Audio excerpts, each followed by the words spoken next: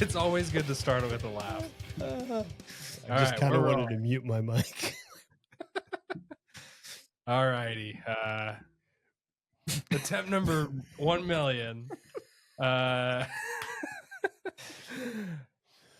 Hey guys, this is Jeremy with the Beehive Biker Podcast, and here we are with Bry the Biker, and it has only taken us, what time is it? An hour. An hour to figure this stupid thing out. We thought we had it, and then all hell broke loose, and things started falling apart. But we got Somebody tripped over something. Whoa! What are you talking about? Nothing. Sorry. Who trips over things in here? No, not me. Definitely me. Just hit record. It's easy. It's YouTube. That's what they say. Let's just hope that we can get past 3 minutes this time. Yes. That's the mark. All righty. So we got Bry here, and Bry's one of our earlier followers that I was like, I know this guy from the internet. That's crazy. So we were talking on Instagram, and I was like, dude, you got to come on the podcast. So here he is. We're grateful for his time and patience. I appreciate you guys inviting me. Hey, it's Mo Gil, Mo problems. It's just what it is. Problems. We've all been there. It's like when we went on our trip to Bear Lake. We were trying to get all of our pack dogs to talk to each other, and it only took a minute. That was pain. So now we just got to get all of our mics to start talking to each other, but I think we got it. Okay, so Bry, let's take a second. Let's introduce you. With these episodes of the podcast that we're hoping to start doing, we're wanting to reach out to influencers, if you want to call it that. I know that's kind of a weird term. Like when somebody makes a joke about us running the podcast, they'll be like, "Oh, you're such an influencer." I'm just like, I don't really see it that way. But yeah, it's a weird term. But get to know creators is what we really want to do. So you're not in Utah, but we hope you move here, like you mentioned, maybe. That is the plan. I want to go back. But let's have you introduce yourself a smidge, and so we can get to know you a little bit. Sure. So I'm Brian. I go by Bry the Biker. I live in New Jersey, Burlington County. We're currently under drone attack, if you've seen the news. Oh, was that New Jersey? I think it is New Jersey. Have you seen any yourself? No, I kind of want to put my drone up, see if they shoot it down, though. I'll be on the FBI's most wanted list. So I've been doing YouTube since, I don't know, let's call it 2019. I've been very blessed to see the channel grow. My channel focuses mainly on product installs and reviews. And then I have an interview series Beyond the Rider. It's sort of a deeper dive. I've actually expanded out of sort of the motorcycle community. My channel has a bit of a mental health spin to it. That's a personal sort of project that I have. And I'm really glad to be here. I appreciate it. It's always cool to be on the other side, because it's kind of different. I think a lot of people that join us say the exact same thing, because it's like we have our own channel, and then it's like flipping the roles, and it's just like you're just the one that's on the back burner, and we get to interview and question you today. Yeah, I guess the last video I shot, I spent all this time shooting it, only to find out I botched it, and I was like, oh, this is kind of fun, man. It's all on you. Just turn the lights on, make it happen. It's like Zach trying to get his GoPro video. Yeah. Did you hear about that on the podcast? No. Tell him, Zach.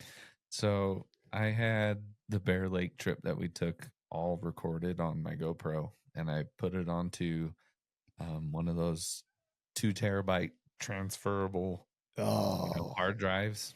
And I went to go do some editing, and it slipped off my keyboard and landed on the ground and came apart and lost everything. I had the Bear Lake ride. I had all my rides from last year on it, and just it's all gone. I'm like, oh, that's heartbreaking. Yeah, I come from an IT background. I've done that. I've actually dropped physical computers and shattered them.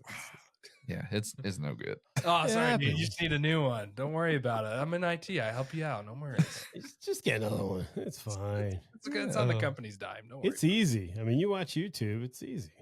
Yeah. You hit record, makes it happen. If only. If only, right? Oh man. Yeah. So luckily I don't think we've like lost an episode, at least the audio Yeah. end. We've had a couple where we don't have video, but no audio loss. Thankfully. Knock on wood.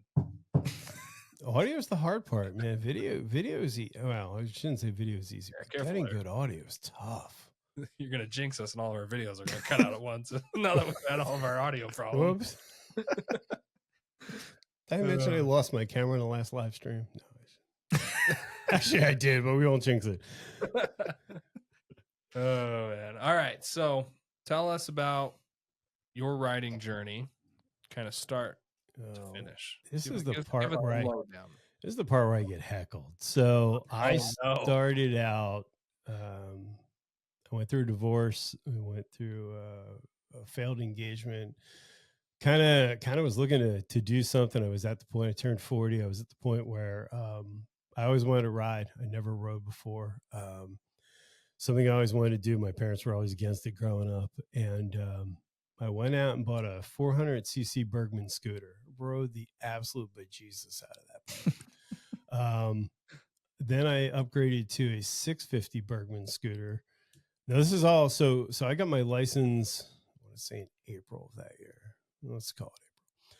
So I had the 400cc. I moved up to the 650cc, and by the end of the year I had a KLR 650. So I went through like 3 bikes in a year. I was addicted. I took my first road trip I did was on the 400cc scooter, and I probably put like 500 miles in a day on it. Oh geez. Yeah, I was hooked. On a scooter. What's that? I said I can't imagine going that far on a scooter. No, it was. I mean, now it was absolutely brutal when you think about, because you have no suspension travel. You've got this little wheel. But I always use that as an example of it's not the bike, it's the limitation. Realistically, It's the rider. So I had that bike for I don't know. I've had that for a while, and I tricked it out. I had Pelican. I had like the side Pelicans, the top Pelicans. Joined a ride group. We spent a lot of time riding. I met my wife. First date, we took it out on the KLR, and I think any woman that's willing to go on the back of a KLR is a keeper. It's not exactly a comfortable ride, and I think shortly after that, we were on a date like a month or two. I bought the Intruder 1500 Suzuki, and that was kind of the hook. We rode a lot on that bike. Katie, my wife, was kind of getting to the point where the bike wasn't really comfortable. You can't really do anything to those bikes. They're cheap. They're great bikes, but it was a 1500. It didn't have a lot of power. It was kind of, looking back, it wasn't the best bike. So we had that. I bought the 1500. We started riding a lot with that. We started doing group rides. I had a Versus 650 for a while, which if you've never seen one, is basically a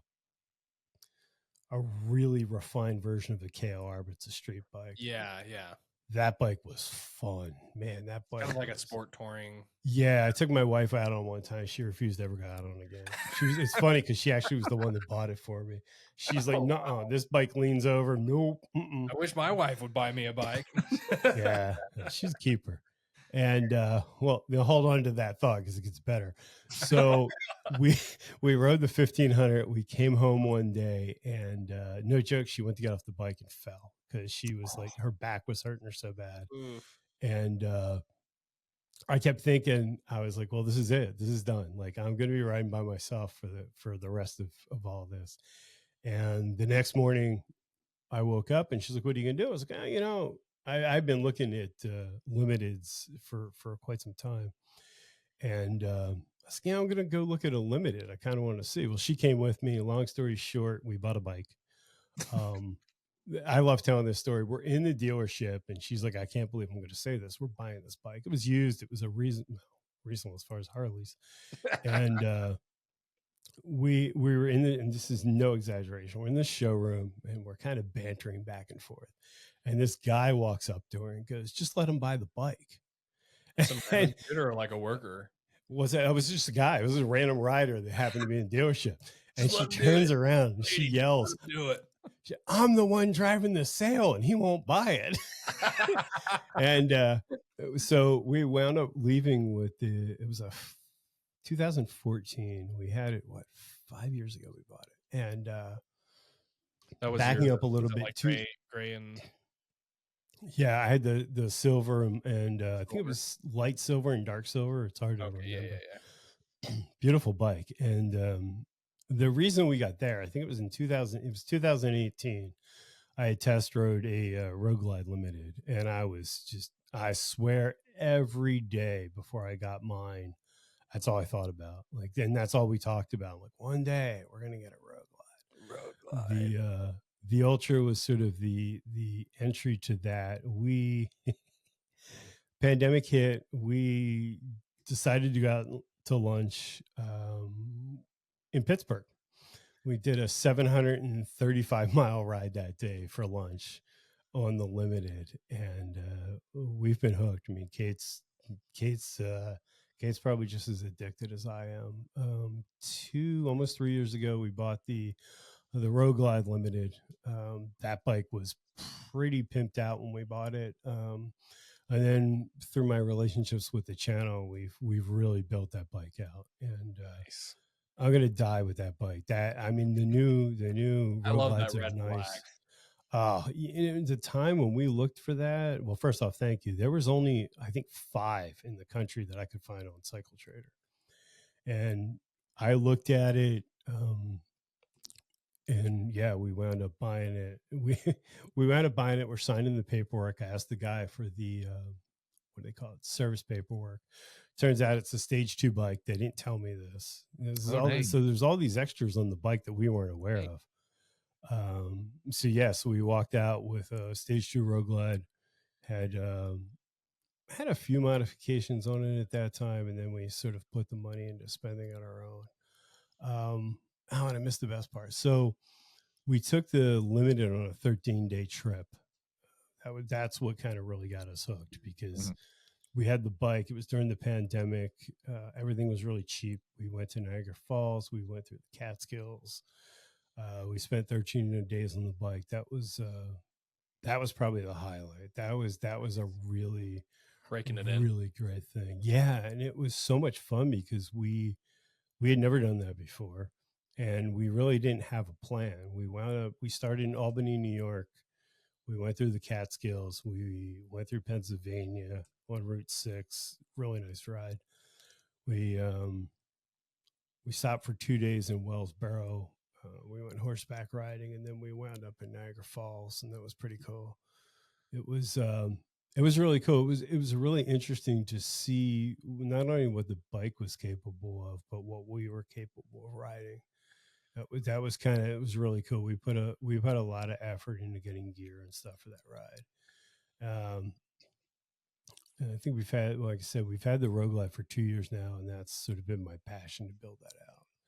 Nice. And we've built that out pretty good. There's still some stuff coming that hasn't been released, but yeah, it's been a lot of fun. The channel certainly helped to build the bike out, which has been nice. But yeah, started on a scooter and wound up with a 900-pound monster. If you would have told me in the rider safety course that I would be riding a 900-pound bike 2 up fully loaded, I'd be like, nope. But here we are. So one thing two things from your comments there.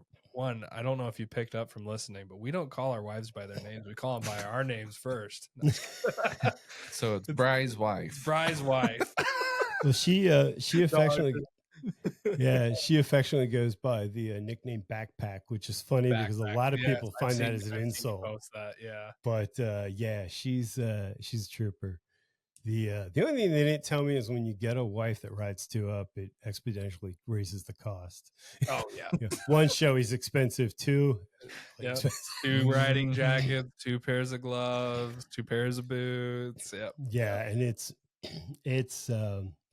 and I'm a safety guy too, so we don't generally skimp on that. So yeah, smart.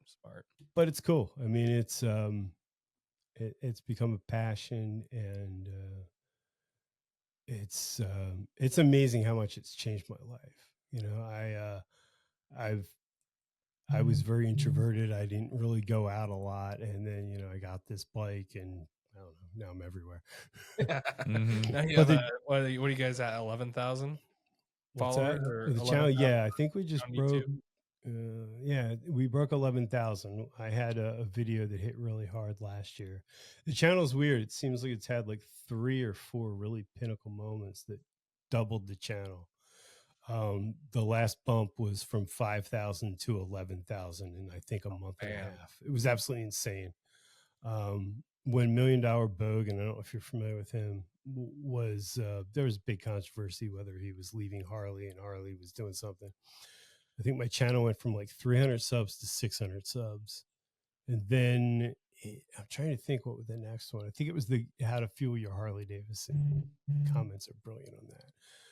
That triggered a lot of people. And then the last video, sadly, was from my security camera, and it got like 6 million views on a short. It was absolutely insane. Yeah, that's crazy. Yeah, it really is, because you don't know what's going to hit. Yeah.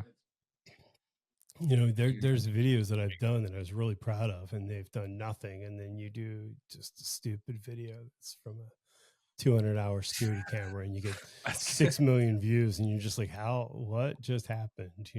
It's crazy. Yeah. I feel like it's those things that you put little effort into that it's just like everybody loves it.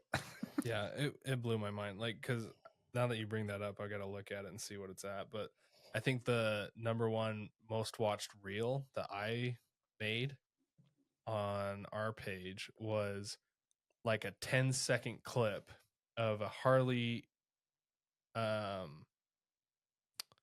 salesman pulling the bike out for me to test drive. And I just took a video of him moving it. But then it's at like 6,000 views. And it's like the top 5 videos that I've ever posted. And it was literally to the audio of Keanu Reeves, like talking about motorcycling. Like if I don't ride a bike, that's what I'm saying. Draws, and like, it's thanks, frustrating. You put all this money into work and into a camera, and you plan, and then you have this like 6-second clip, and it blows up, and you're like, this is almost insulting. I mean, I'm glad, and I'm very happy for that. You. But you're like, oh, okay. Makes you wonder if you should just start doing 6-second clips for forever. Oh, man, I'll tell you what, shorts don't pay, but you ever want to, they do bump your subscribership up quick. Yeah.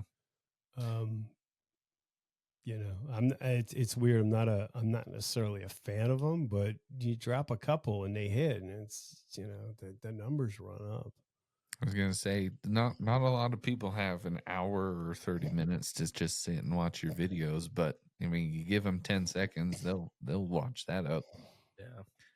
Well, I've always found that, like, when it comes to podcasting, like my friend has a podcast, we have a podcast, and from all the research I've done, it always seems like podcasts aren't super profitable, especially in the beginning. Mm-hmm. And like, you're not getting enough viewers on YouTube usually, and you're not getting paid from Spotify or Apple Podcasts or any of the other podcasting platforms.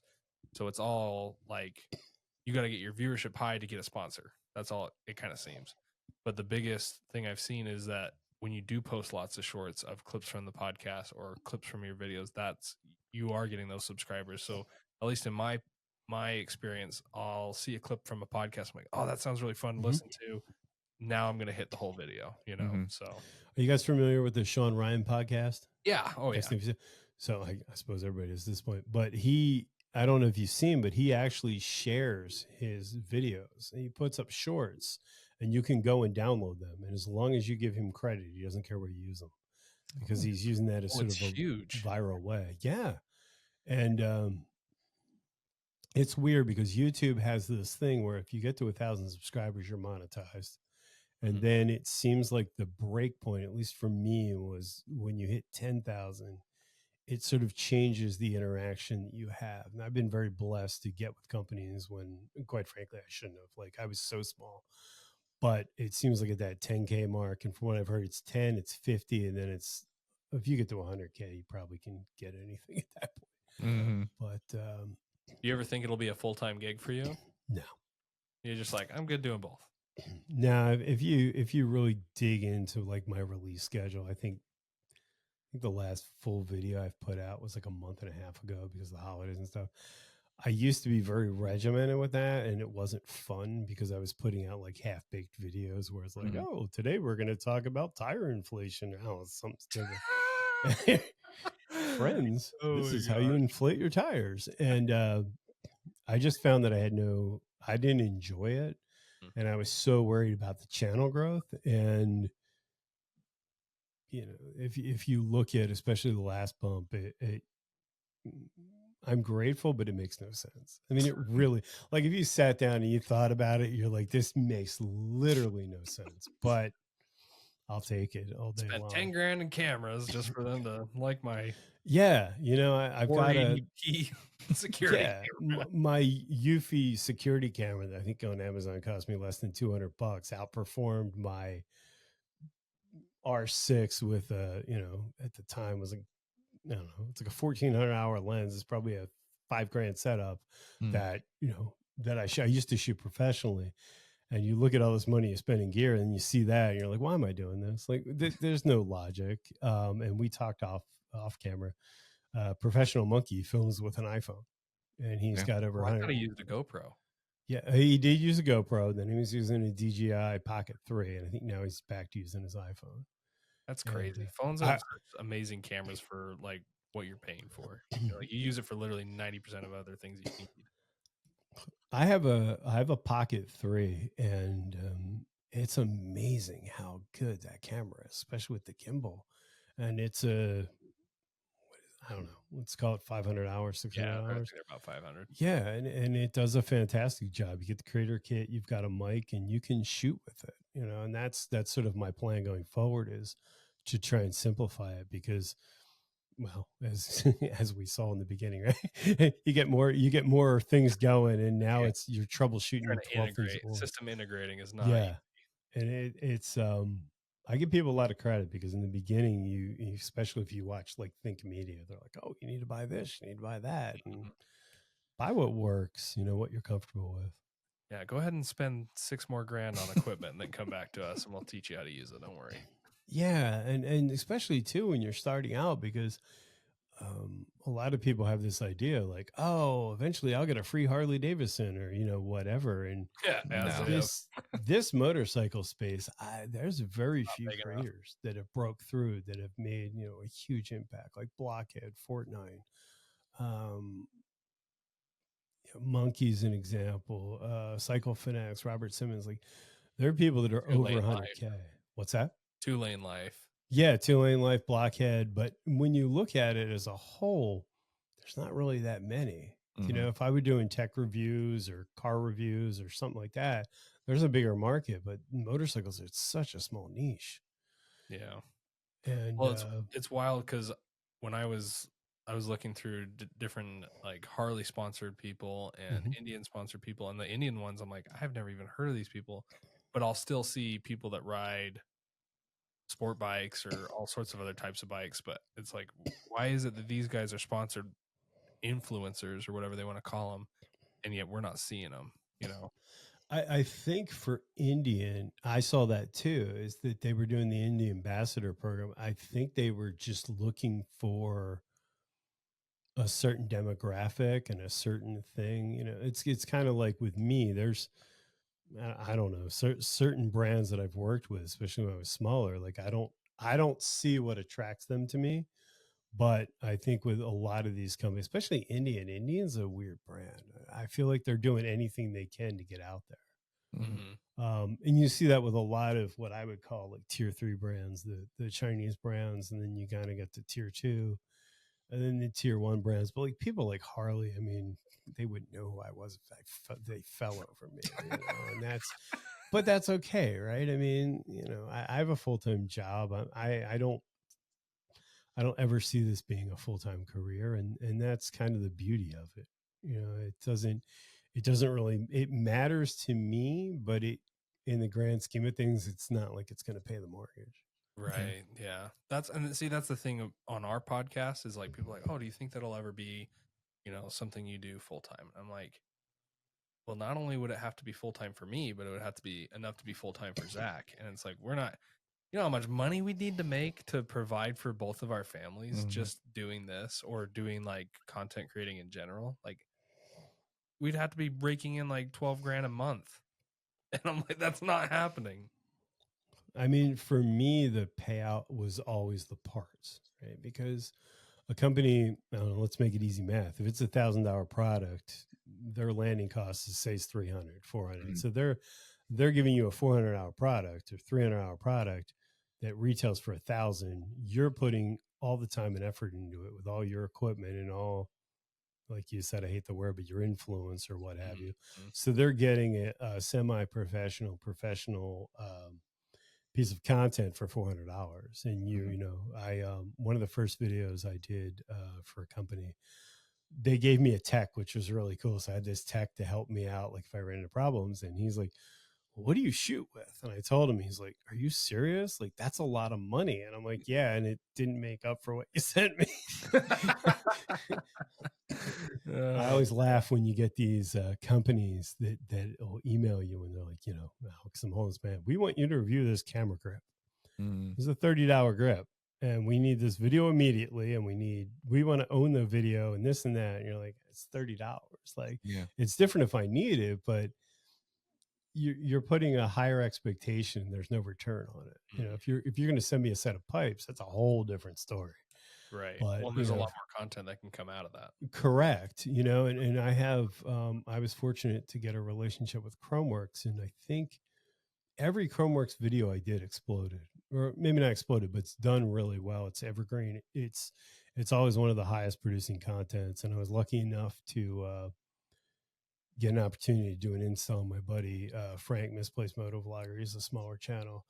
And that video blew up for him too. And it's amazing where certain brands have a really good return. And then there's other brands where you're like, oh, I mean, you appreciate it, but at the same time, how much, and I guess it sounds conceited, but how much work do you want to put into a video for a pair of gloves or a shoe? Right. You know, there has to be a balance, you know, and it's not saying you want to phone it in and do a cheap, to do a bad job, but it really comes down to the return on your investment. You know, I will freely admit this to anybody. I could not afford any of the stuff that's on my bike. You know, the pipes that are on my bike, the system I paid for, but everything else on the bike I was fortunate enough to get. And that standpoint, it's cool, right? Because you have this project and they're in a sense sponsoring it. They're not monetary, you know, you're not getting a monetary value from it. But, you know, when you're getting, it sounds like a flex and I don't mean it. I think I've probably got it for $3,000 worth of custom dynamics lights on my bike. Well, I wouldn't buy those. You know, I mean, like the headlight's $1,000. Like I'm not spending $1,000 on a headlight. So I guess it's really what your end goal is. You know, if you want to be YouTube famous, then that's cool. But, you know, I was just doing it as a side hustle. It's funny you bring up like going YouTube famous. We went bowling the other day with some friends and their kids and whatever, and one of them was talking about how, because he was talking about how like I don't know why people even play bowling and whatever, and I'm like, I mean, you could become bowling famous probably easier than you could become YouTube famous. Like, let's be honest with ourselves. Yeah, it's I think the problem with YouTube right now is that everyone sees it as they look at a big channel and they're like, oh, well, you know, Shade Tree or whoever in this space is getting Potato Jet, who's a fantastic video channel. You know, he's getting sponsored by DJI and this and that. So everyone sees that and they're like, oh, I could get free drones and free cameras. But are you? You know what I mean? Like realistically, how many people break through at that level? Yeah. You know, but you know, if you look at it with a realistic expectation, you know, I think you can do well. But you know, let's sexist as it, let's face it, you know, we're not in a bikini. If you're a female anything and your thumbnails are bikinis, you're just blowing up. You know? Well, Yeah. I know before we actually got recording fixed and figured out, we were joking about feet pics to pay for bikes. Right? I I mean, was $20 scrolling is through- $20. I was scrolling through your feed on Instagram and I was like, hey, there's a foot pic right here. Yeah, that's from one of my mental health videos. That's actually my ex-girlfriend's foot. Link in bio. But yeah, that's it's really funny because people are commenting like, we didn't know Bry had such good looking feet. I'm like, jackass, it's not my foot. Come Like, on. yeah, dude, I just take it at that point. Just start Yeah. calling them suckers.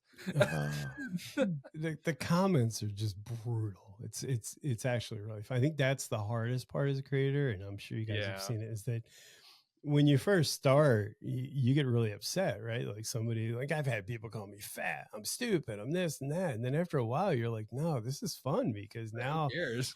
if they're engaging in my content, it's driving it. Mhm. I mentioned the $1 Million Bogan video. People from Australia are a godsend. That Bogan video exploded and people were leaving negative comments and people from Australia were just trashing them. It was great. Like they were just, how dare somebody say this isn't a good video? And like they were fighting in the comments. I was like, that's pretty cool. You know? Dude, I almost wish that we could get some bad, like angry comments, just like enough to that we could make at least a short video where Zach and I sit down and read them and just react. Like that'd be funny. That'd be funny to me. I did that video on how to fuel your Harley Davidson. It's so over the top and it's so stupid. And if you watch the first 2 minutes of that video, you have to be like, all right, this guy's around, like, pardon my French. And people were telling me I didn't deserve my wife. I didn't deserve the bike. My bike was going to light on fire because I was fueling it, not getting off the bike. And it was like, this is great. This is just, I mean, you can trigger people, and you don't want to try and do it necessarily, but man, people just, I feel bad. I think it was Gary V that said it. It's like, if you're in your basement, if you will, and you're commenting on these videos like that, what life do you have? Like, I feel bad for people that are upset because, you know, I've somehow insulted their manhood because I ride a Harley and I made fun of it. Yeah. I don't know about you guys, but whenever I won't lie, I spend a lot of time on the internet, probably more than I ever should. I should too, yeah. But when I see a video that upsets me at all, and I go to the comments, I'm like, there's no point in commenting anything, because I'm sure that, especially if it's a big video, there's probably 300 people that have said the exact same thing that I'm thinking. Like, why even add my voice to this, you know? And it's funny too, because it seems like with the YouTube space, the best videos are the videos when you have a particular view. Like controversial. Yeah, I did a video comparing the Rogue Glide to the Ultra, and people were like just fighting left and right over it. And you know, they're which I don't understand that one either. It's like exactly the same bike. All right, you know, it's the point where I leave. It is. It's just a different fairing. It is a different fairing, but it's a completely different ride because of the fixed fairing. But again, you know, I'm probably 6'3" in boots, right? So the Limited didn't fit me that well because I couldn't see the nav and stuff. So, you know, the Rogue Glide fits me better, but I find the fairing to be a lot better. I find it to be a completely different ride. It's a lot more nimble, but that's me. Do you know what I mean? It's not, if you rode my bike, you may not like it. You know what I mean? It's why they make so many bikes. I think the Limited is definitely better in weather because you're closer, you're more protected. But the Rogue Glide, for me at least, seems more nimble. But, you know, that's me. I can see that. It's a lot. It's kind of a give and take. But like when people are like full on crapping on ultras, like they're the worst thing on planet Earth. Like, if you cut the neck off of that bike, it's the same motorcycle, you know? My wife was very adamant that we had a test. She had to be on the back when we test rode the Rogue Glide. I'm like, from your perspective, it's the same bike. You know, from my perspective, it's different. But what I find funny is people that have never owned, I mean, I've been fortunate enough to own both, so I feel like I have a valid opinion, but it's a very different camp. Right. Because it's like people that only ride that bike, their opinions based on that. So it's very hard to be objective. But you're right. I mean, it's a bike. Yeah. I mean, a bike is a bike is a bike.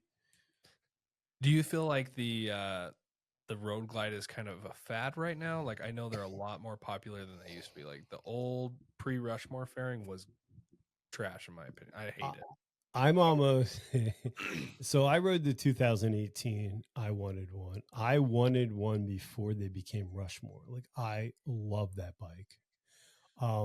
And it was funny because when I bought the Road Glide, everybody's like, "Oh, Brian's chasing a trend. He wants a Road Glide." I'm like, "You mother humpers!" Like, in 2018, I've got a picture of me riding the Road Glide, and if it weren't, from the financial standpoint, I would have bought it. And I was disappointed in 2014 when they stopped making it, and then they came back with it in 15.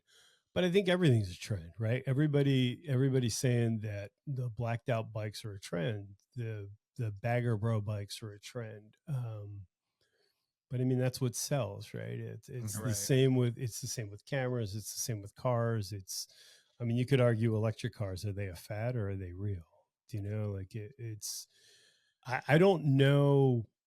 I will say this: when you go into the dealerships and you see more Road Glides, and when they did the anniversary bikes, they were pushing the Road Glide. Like, that was the bike they talked about. Mhm. I don't know. I mean, I think personally, we're through a phase now where Gen Xers, my generation is I hate to say this because now I'm really old. I feel like we're replacing the boomers. So the boomers were really All right, much the Gen limited. Xer. Yeah. Gen X, man. We're the feral That generation. doesn't sound as good. It's not like, okay, boomer.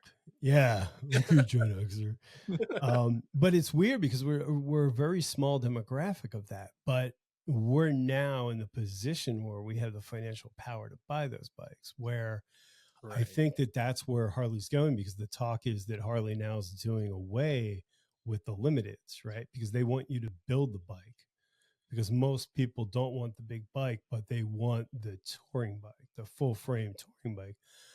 I mean, everything's a fad. You know what I mean?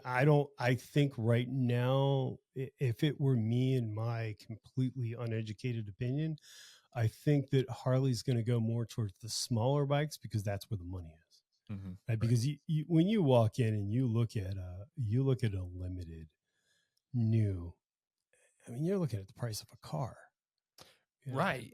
My wife has a nice 2020. car. Yeah, my wife has a 2020 titanium Escape, and we bought it used. It's like 2 years old. We bought it low mileage. It's the same price as my bike.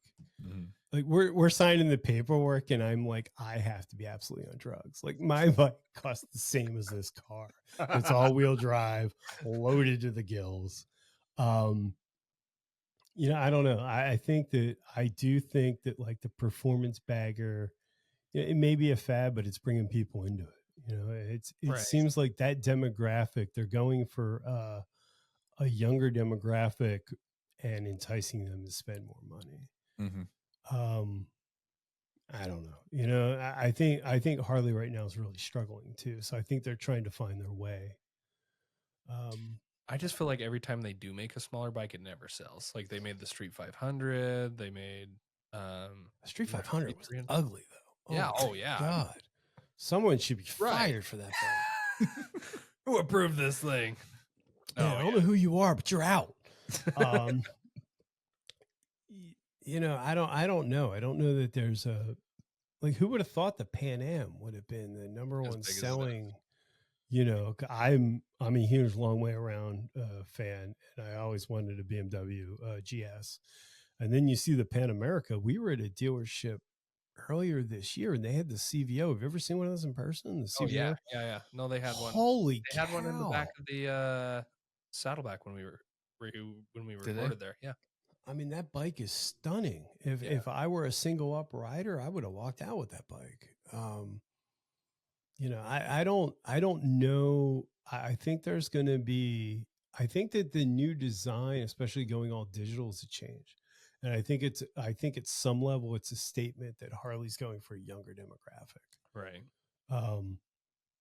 I mean, when you look at it, the limited was the bike to have, right? That was always the bike you saw the older riders on. Everybody went limited. The Road Glide was the ugly stepchild. And quite frankly, that's why I wanted a Road Glide. I wanted to be the guy where Stand people, out. "Well, why'd you buy a Road Glide? You know, like that's the ugly Harley. Yeah, all right, well, it's mine. And now it's become really trendy. I don't know. I mean, everything has a cycle. See, one thing that I'm confused by is you have a lot of people that don't ride Harleys or don't ride baggers or all these Mhm. things, and they make fun of Harley Davidson for not changing enough. But I feel like Harley Davidson and Indian even, they've been changing with the times. They've been trying to reach out to different markets, like with the Pan America, with the what's the kind of Street Fighter Indian? It's like the FTX, something like Oh, that. yeah, I know what you mean. And they're like exploring new options, like the new Sportster S. But then you look at like Yamaha and Kawasaki and Honda, and they're making the same bikes they've ever made. Like we're looking at 12 years of, we talked about it last week or on our last recording. 12 years of the Honda Fury, and I love the Fury, but come on, we need a change. Like, you don't just have sport bike riders out there, and these other brands aren't really giving a good option like for low end, more affordable cruisers. I mean, so if you want to cruise and you want a new bike, you're almost forced to go to Indian or Harley Davidson.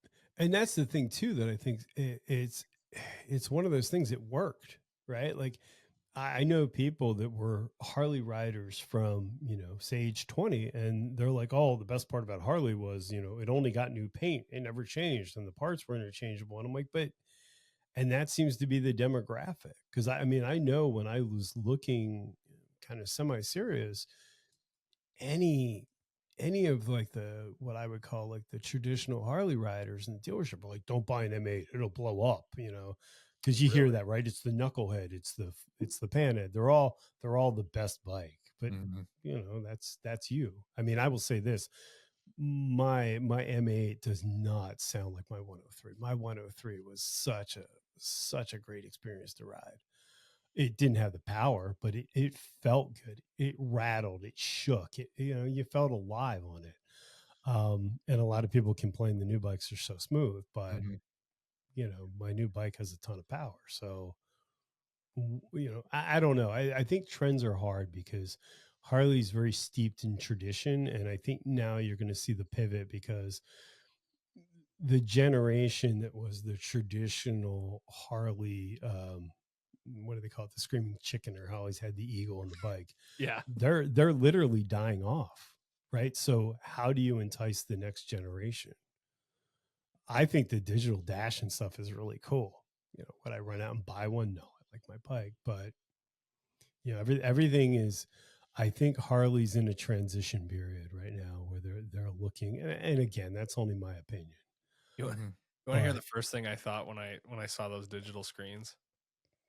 Is my bike has, I bought it from somebody that had put digital displays in okay, the gauge locations, right?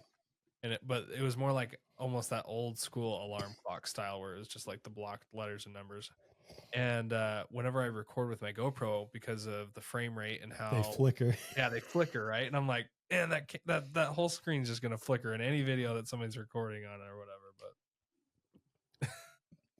Yeah, I don't know.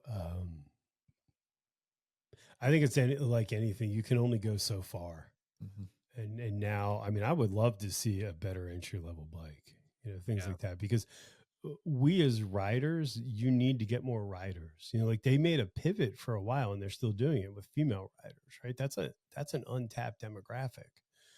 you know I think really the problem is getting people in the dealership, because if mhm. you go to like any of the Harley bike nights, let's face it, they're all the same person, right? The guys with the Harley shirts on, they're tucked in, they're the old guys that'll tell you that the Evo was the best engine, what have you.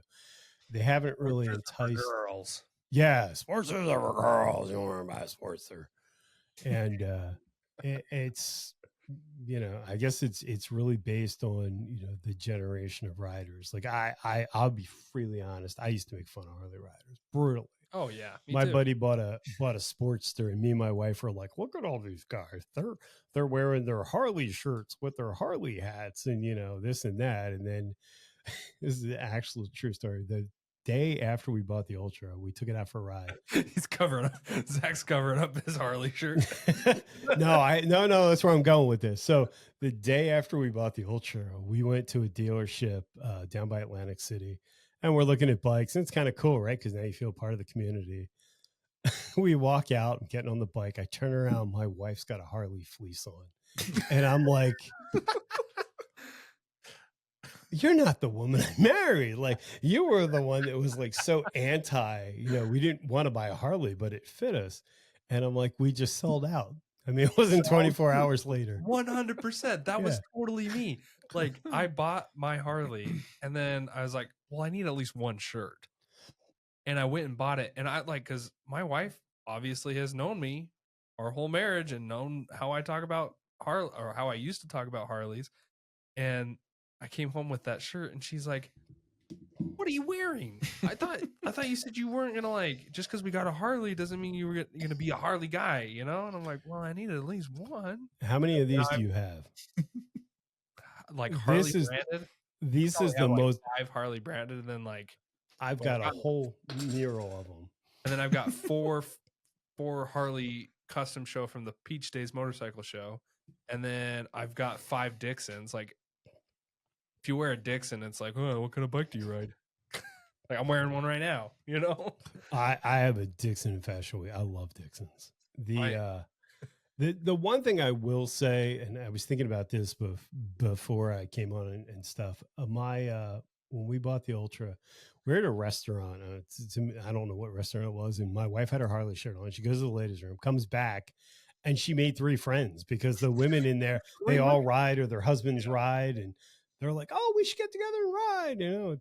It's a real thing. It's really weird, It's like you get a built-in community, and for some people that's good, and some people it's bad. But it is a thing, I'm not a very extroverted person. I'm pretty introverted, but if you have a bike, I'll talk to you. It's like, hey, it's a cool bike, I can't remember where we were, but I think we saw. Oh, it was like a restaurant, and this guy was just sitting there by himself while his kids were playing on. I say restaurant. It was McDonald's. Okay, let's be honest. That's not even food. Let's be honest. And he was sitting there, and he had like a Harley jacket on. I was like, "So what do you ride?" But he didn't hear me, so he kept looking forward. I was like, "That's awkward." And then I was like, "So what do you ride?" I doubled down, didn't answer. I'm like, "Oh my gosh, this is so awkward." And then he eventually looked over. He's like, "Wait, are you talking to me?" I'm like, "Yeah, you got a Harley shirt on or a Harley jacket on." I'm like, "What do you ride?" "Oh, I ride this." I'm like, "Yeah, okay." It's a really good conversation. The other thing, I don't know if you've run into this. I was out on a date, and this girl brought a friend of hers, and she had a Harley shirt on. And right away, right? It's a simple question you ask. "What do you ride?" She's like, "Oh, I'm getting a V-Rod." Like, "Oh, you have your license? You're getting a V-Rod?" "Well, no, I don't have my license." It's like, "Oh, so you have your permit?" "No, I don't have my permit." I don't have that either. And it was all I could do to be like, "Well, you have the shirt. It's got to be a At least you start." got the shirt. No, I honestly, growing up, I don't know about you, Zach, but growing up, I'd see kids wearing Harley Davidson stuff. And this is still one thing I'm like, I don't really know if I want my kid wearing Harley Davidson stuff, because I always feel like the kids that did wear Harley Davidson stuff are a little odd. Why is this kid wearing Harley? What do you want to put fake tattoos on too? What is wrong with you, kid?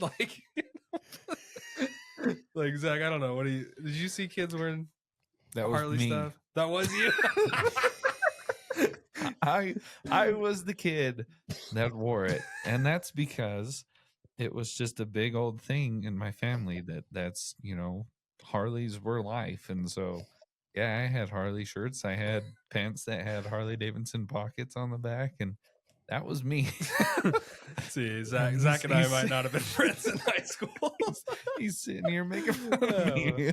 Hey, that's how our friendship works. What are you talking about? There is a Harley apparel only store in New York City. Yeah. And it's, from what I understand, I forget what the number is, but it's one of the, I think it's in the top 5 recognizable logos too. People. Oh yeah. Oh, wow. Well, it's I think number 1 is Yankees, isn't it? New York Yankees. Yeah, I'm not sure. Yankees, Coca-Cola. I mean, their marketing is incredible. you know, and I think that, you know, people have bought into, maybe not bought into, but it's like the American culture, you know, it's Americana. Mm-hmm. And I don't know. Like I said, I was so anti Harley, and then I got it, and I'm like, oh man, I'm that guy, and people are gonna make fun of me, you know. Yep, It's the same with buying a that's road. me too. Oh, dude, I'm not even gonna lie. I'm not gonna be like, oh no, I always liked Harleys, dude. What are you talking about? Zach, I told Zach not to. I was like, dude, don't get a Harley. What are you talking about? He's like, I'm getting a Harley, and I got a Harley before him. Yeah, I think it was all of what, 3 weeks. I don't know, dude.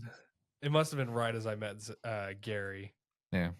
And then Zach sees me post about it. He's like, you freaking hypocrite. I got so much shit when I bought the Road Glide. People were like, oh, he jumped the bandwagon that fast. I'm like, I wanted one for so long. Like, this is my dream bike. Let me be. I'm in the same boat. Uh-oh, your recording has stopped. Something went wrong and now they're recording anymore. I'm still recording. It's still recording this side. Ask Zach to refresh, then rejoin the browser. I'm refreshing. Hold on. Ladies and gentlemen, Zach guys keep has left going. the podcast. Zach is out. He got fired live on air. Luckily, his audio's on my computer. So it's just his video. We're good. I don't know what that. Oh no, are we? Oh wait, no, you gotta mute yourself. Oh yeah, that's right. Are we good? But See how easy it is to be a YouTuber? Just hit record. Just hit record. at the same time, though, going back to what you just said, you had the experience on your limited before you jumped over. So it's not like, you know, you just jumped into the Road Glide world. You had the experience on both sides. Like, I'm in the same boat. I really want the Road Glide too, but it's like financially, I just can't afford it. Yeah, it was a long discussion about, you know, if this is the bike, it's going to have to be the bike, Right, it's gonna be you long. know. This is the bike I'm going to kill. I think we got it. It had like 17,000 miles on it. It wasn't high, and it was like, that's all Katie, my wife, kept saying. Is like, make sure this is the right bike. Don't, you know, because you'd see like gray ones and this and that, and I was obsessed with that color combo I have. And it's like, all right, well, this is what I want. You know, it has some of the features, the bars and stuff I wouldn't have to buy. And I didn't walk out of the dealership or to this day being like, oh, if only I would have bought, you know, the tequila colored bike or whatever. Yeah. Yeah, I mean, if you're buying a bike at that level, unless you've got disposable income, you really have to make a commitment. And that's the nice thing too. It's not like buying a Honda or buying another bike or Victory. Rip. I loved Victory, but you're buying a Harley. You're always going to be able to get parts for it. You can always get it rebuilt. So you could realistically, you know, like I could realistically die with that bike and pass it on to my kids, which is pretty cool. Yeah. And that's kind of what I'm looking for in the next one, is to keep the one that I have right now, but then be able to say, like, this is probably the end. Just have this one, and, you know, just run it for, and either until it blows up or whatever, you know. Yeah. I mean, when I first got my bike, it was like, well, this is just going to hold me over until I can get a Road Glide, because I do really like the Road Glide and I've enjoyed like test riding it. But there's actually a part of me now that's like, I'm really used to how this Ultra rides, like this Batwing fairing handles. Well, they're the same bike. Yeah. What are you talking about? What? I'm using your words against you, sir. I know. We do it all the time. Like, it's not even just like the actual physical riding. It's just like I'm used to it being right in front of my face. Like what you said, the Road Glide, it sits off from you. Like it feels like when I rode, I'm like, that thing is so far away. Like, how am I supposed to read that thing? But that being said, like I really love the styling of the Road Glide. I'm curious, what's your take on the new fairings, both of them, this last year? I don't know that the biggest insult, no, not insult. The biggest thing I don't like about the Road Glide is I feel like it looks like an Indian. It's growing on me more, but from the front, like the best part about buying a Road Glide, I could be a mile down the road. As soon as you saw my headlights, you knew what I was riding. With this, I just kind of feel like it's, you know, it's a little Indian-ish. It's this and that.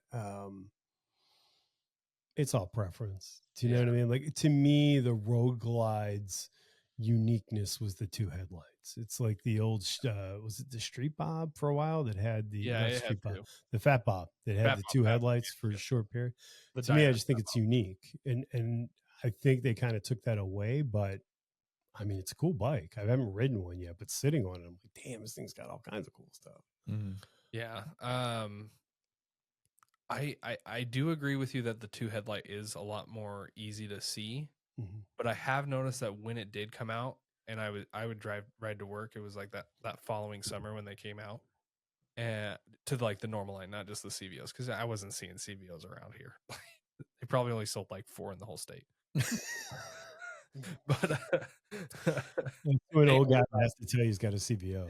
Yeah, I was riding, I was driving to work, and I looked in my rearview mirror, and I was like, that's one of the new ones, because it's got that like mustache shape, like the flat and then curved down or whatever. And I'm like, that's one of the new ones. And I think that even the Street Glide is even more recognizable because it's got those. Oh yeah, those.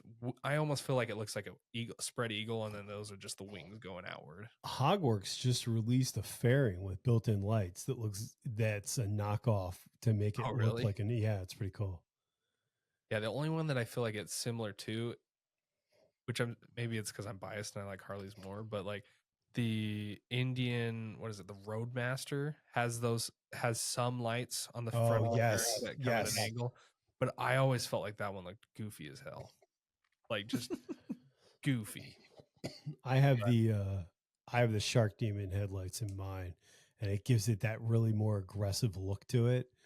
I don't know. I've always been a fan of the two headlights. You know, I'm sure it'll grow on me at some point, the new design, but I guess it's just kind of all what you're used to. Like in my head, that was the poster bike. Like that was the bike I always wanted. So it's gonna take me a little bit to adjust. And let's be honest, probably not gonna buy one anyways. You're on your forever bike. Yeah, you know, I've got new stuff. I got some other stuff that's coming on that I'm putting on the CVO style bags. The lighting's still not fully complete, but it's, I don't know, it's my bike. That was the number one thing that I was nervous about moving the Road Glide. Like, now I have to redo this. Like, now I've got to get all these new parts. I've got to do this and that. And yeah, like I said, I've been extremely fortunate that I've had companies help me out, but it's still the factor of like, okay, now what do I want to do with this? Now what do I want to do with that? I don't know. If they could put the new dash on my bike, I think that new dash is incredible. It is really nice because I did a test ride on one, and I like how much it can tell you. But I'm also a sucker for analog gauges.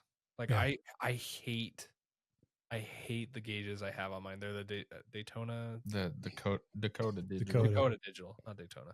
Yeah, Dakota Digital, and Zach and I even tried switching them between our two bikes once, but it kept the speedo, or not the speedo, the odometer from the other bike. Like it wouldn't switch it. And I was like, no, I hate these.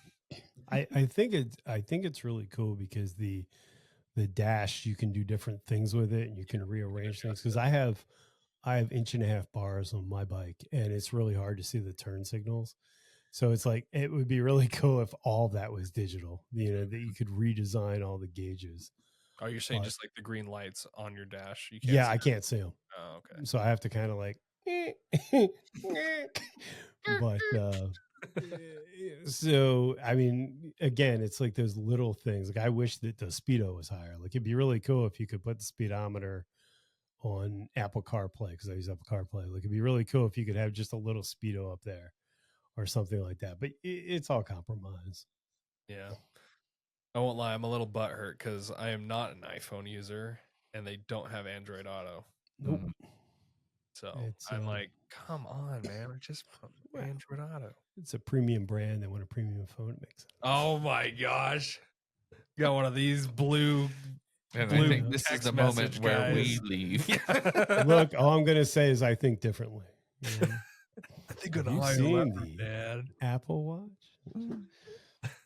No, I'm an IT guy, so I'm a nerd, but I I'll tell you what, CarPlay changes things a lot It's because convenient. we had with the Ultra, we had the built-in nav, and we took that ride. So you go through all the dealerships, and you're like, oh, we're in Niagara Falls. Fine. That thing, it tells you dealerships on the right, it's on the left, Oh or no. it's telling you you've arrived at your destination, and you can see the sign like halfway down the road.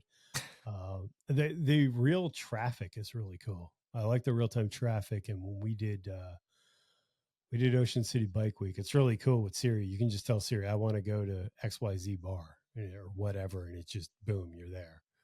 From that standpoint, if you travel, I think it's really cool because who wants to spend $250 on a map every year? Mm-hmm. That's outdated already. Yeah. Well, and that's the other thing is that's like a subscription with the new bikes, like to have the Harley Davidson map.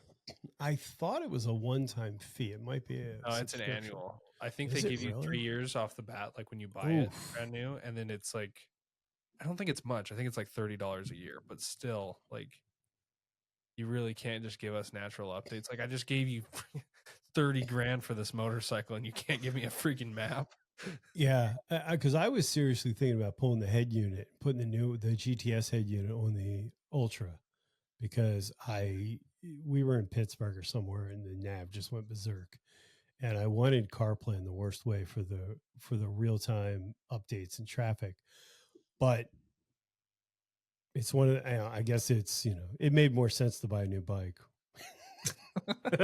It literally went from I was going to spend $2,000 to upgrade the nav to somehow I've got a $30,000 bike. Babe, It made sense. babe, it just makes more sense. Somehow my wife went with no idea. I was like, babe, it's going to take me 3 hours to put that nav in. I mean, it doesn't make sense. Actually, for me, the reason it didn't make sense is I couldn't see. I wear a full face, and I couldn't see the nav without looking down, and that's just a safety issue.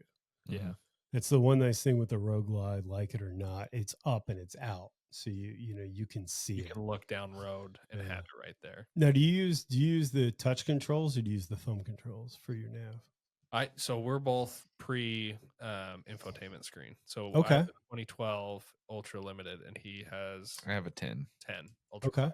Yeah. So I just use my phone on a mount. That's just it. So And it works. You know what I mean? yeah, It's it works fine. it's But I would love to have an infotainment screen. So whatever I get, Road Glide, Street Glide, Ultra, whatever, it's gonna have. I need an M8. I need an infotainment screen. it's certainly different. I'll tell you what, they're blowing out the Rushmore bikes. I've seen Rushmore, but I saw my bike for $20,000 with like Really? 3,000 miles on it, 4,000 No miles. way. Now, granted, it didn't have the mods that mine have, but I'm like, you got to be kidding me. Chesapeake Harley Davidson, if you want to look it up, they have a couple dealerships, and they were selling the new design Road Glides for like 22 grand used, because I guess people buy them and they don't like them. I mean, it doesn't make sense to me. Yeah, seriously. I did notice that one of our dealers had a one that did get returned or switched out or whatever, and they put it at the back, like the far back corner of the showroom. So it's like, I know what you're doing here. You want me to buy the new one. You don't want me to buy the one that's like $3,000 off. I want to say when we bought our 14, I'm trying to think when we bought it. Was it 18? I forget when it was, but it was like 14 grand with like 14,000 miles on it, and it looked brand new. I don't think it's worth chasing a new bike personally, especially now that they're blowing those bikes out. I mean, you'd be a fool if you're looking at 30 grand versus 20. Yeah. I mean, you could put a lot of mods in for 10 grand. Yeah. No, you could get a 131 in that bad boy if you wanted to. Yeah, you could. No, I like that you said that, because that is another thing that kind of holds me from getting a new bike, because I know how long it took me to save up and buy all the parts that I did to put on. Like, now the bike feels the way I want it to feel, and it looks the way I want it to look. I mean, I wouldn't have put stage 2 in if it didn't come with it. I wouldn't have spent That's the money. a lot of money. And for what? Do you know? Well, I shouldn't say for what. It makes a difference, especially 2 uploaded. It makes a difference. But people chase a numbers game. Like, oh, I have 140 horsepower. Okay, well, for what? I mean, I'm like, almost wondering when it comes to like 2-up riding, like, yeah, you get that extra boost in power, but like I've almost heard more positive reviews from getting aftermarket suspension over power. It's like you'll have a better ride if you have better suspension. we had the 14 and we put Legends front and rear. And my wife, I think I told you, my wife had fractured her tailbone as a child. So she has a really hard time with riding with certain times. We took it out of the dealership. I took it down the bumpiest road and we've comms. And I'm like, feel that? She's like, feel what? I'm like, there you go. Money well spent. I mean, it's pricey, but like, would you rather spend $4 or $5 getting a full suspension done, or $4 or $5 on 8 more horsepower? Like, what's going to be more noticeable, especially for your passenger? I think for a touring, let's talk about touring bikes. I think the windshield, the seat, the suspension, that's where the touch points, that's where the money is. And depending on your height, bars. And those are the first things we did. We did the bars, the suspension, the seat, the windshield. And it's a totally different bike because it fits me. Mm-hmm. And I think that's where the thing is. Everybody's chasing numbers, and that's cool if that's your thing. But if you're riding a touring bike, I think that money's wasted. I mean, people will tell you, I have a Mustang Super Deluxe touring seat. And I want to say with the backrest nowadays, it's like, I don't know, $800-900. Yeah, I was going to say they're like about 800. That seat made all the difference. We had a Harley hammock seat, it was crap. We got rid of it. And, then you buy the Mustang and that seat's going to be the forever seat. It's fantastic. But I feel like with that, if you put the money into a long-term investment, you're getting your money's worth. Like, it cracks me up that people that buy a $30,000 bike and they buy a cheap Amazon seat. Like, well, but I mean, everybody's different, but is that really where the money should be spent? Is it any better than the stock seat? Yeah. If I had a choice between, then the other thing is pipes. That cracks me up. Like, they get a bike, they got pipes, but they don't have a seat, they don't have suspension. So, I mean, each to their own. But to me, that's the touch points are where the money's at. If you're the bike was completely different when we added suspension. The 14s have terrible suspension. It nosedives a lot too when you stop. And like I said, it's different. I just don't, chasing numbers is it gets expensive quick, especially once you go past stage 2. Like, stage 1's not that expensive realistically, but you go to stage 2, stage 3, stage 4, like, that's crazy money. Like, I can't imagine spending $7,000 for a motor, and then probably a couple grand just for the installation. That's insane. Well, and especially when these newer motorcycles, they're coming with a 114. Like, holy crap, that's a nice engine. Yeah. Like, you could blow that bike up and save the money until that engine explodes or falls apart, and then buy your 117 or your 131 or whatever the heck you want to put in it. I think when they dynoed my bike, it's got 110 horsepower, and it's plenty. I mean, it's plenty fast. It's got plenty of power, and it's got a drop. I don't know what they call it, drop in. I forget what they call it for the cam. It didn't need all the crazy work done to it, and it's fine. It's a modest cam. The bike's reliable, and I don't know. I think it's like guys with anything, right? Bigger's always better, but it's all preference. Mm-hmm. All preference. That's a good point. Yeah, and that's another thing I keep going back and forth. It's like, do I spend a couple more grand on the bike I'm on and make it last longer? Or do I get a new bike, but then I'm forced to like buy a bunch of comfort stuff again, Oh, that's true, because the seat doesn't even carry over, right? No, I don't think so. That was the good part. Like, we could take the seat. We took the rear suspension with us because that's an easy swap. But yeah, I mean, like I said, that's what people don't think. You upgrade the bike, and now you got to upgrade everything else. It's a rabbit hole. Yeah. Well, we'll leave it at that rabbit hole for today. Spend all the money. Spend the money. Money. All righty. Thank you, Bry, for your time. Thank you so much. And for your input. We we hope that you can be a reoccurring guest because this was fun. And Oh, anytime. I'd love it. Thank you so much. I think it would be fun to, when we have finally get some 2025 releases, that we can sit down with a panel of guests and That'd be just great. see what everyone thinks. So, but thank you for your time, and we hope those who are listening enjoyed this episode with Bry the Biker. And well, if you think of anybody that you would love to hear on the podcast that is a content creator that you want to get to know better, or just want to hear on our show and have us talk to them, make sure to leave a comment or shoot us a message so we can reach out to those people. I'm hoping that this can be a more common activity because it's a lot of fun to get to know some people on the other side of the continent. So anyways, thank you. I appreciate it. You have a nice day, and for our viewers, we'll see you next time. Bye.